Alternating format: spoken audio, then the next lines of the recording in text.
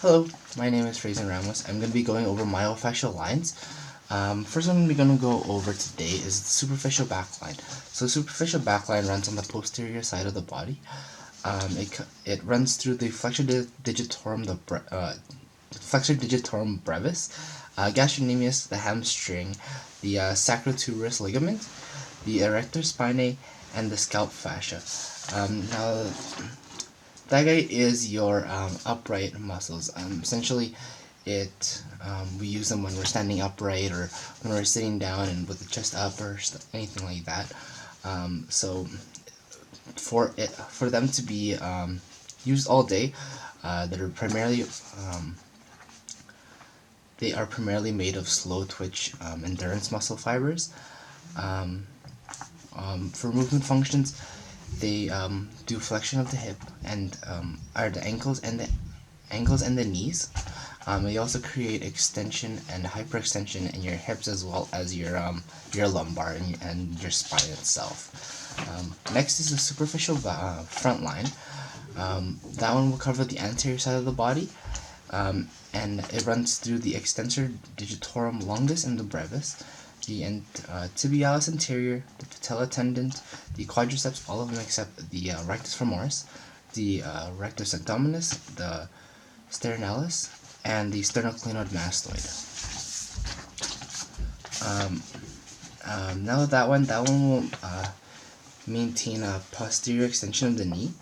It also defends against soft and sensitive parts of the body.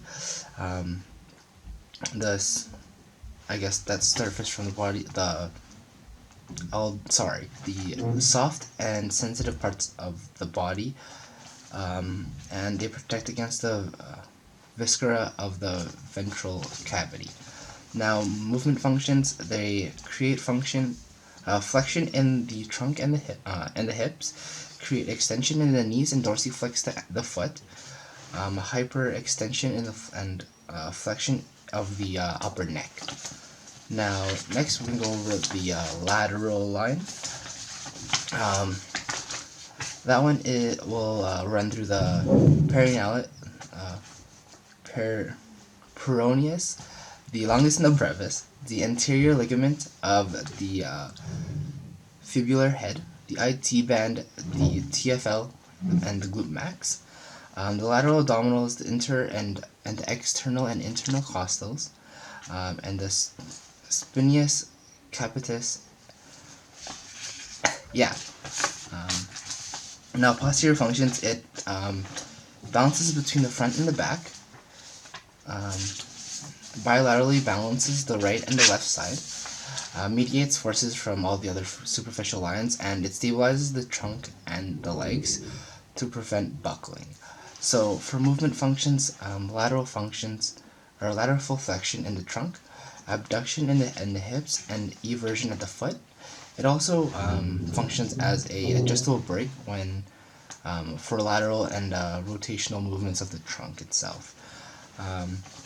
Last but not least is the spiral line. There's two sides. There's the anterior and the posterior sides.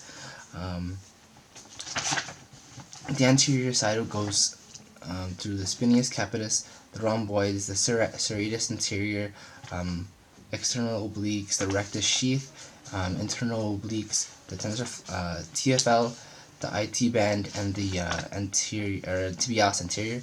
The posterior will go through the peroneus longus, the biceps femoris, the long head, as well as the short head, sacrotuberous ligament, and the spinae erectors themselves. The posterior functions, they maintain balance across all planes.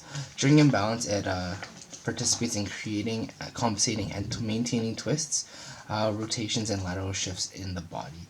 And it also allows your knees to track while walking. Movement functions, it creates and mediates oblique spirals in the body, steadies the trunk and the leg in eccentric and isometric contractions. And for back and front functional lines, they aren't primarily used in day-to-day life. When you are thrown into a situation like yoga, they are used because you do need to stabilize your trunk, and they're just different positions that you wouldn't normally find yourself in. For movement functions, they give extra power and precision to movements of the limb by lengthening their lever arms through linking the body to the opposite limb in the other girdle.